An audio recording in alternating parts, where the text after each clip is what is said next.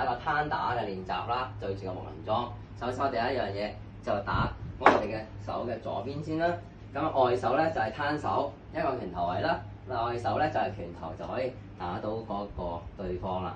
好，另一邊一樣啦，轉身，一樣外手係攤手，內手咧或者前手咧就係打拳頭咧，咁就打到對方咯喎。咁我哋可以重複做呢個動作3次啦。好，1、2、3，好，我哋再試多3次啊。好，再嚟個1、2、3。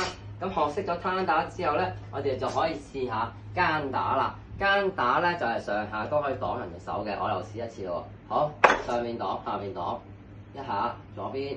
好，跟住另外一邊啊，又係上面擋，下邊擋，右邊自己嘅右方，自己嘅左方一下，自己嘅右方2下，左方一下，右方一下，再嚟多次啊！1、2、3、4、5，好，收息。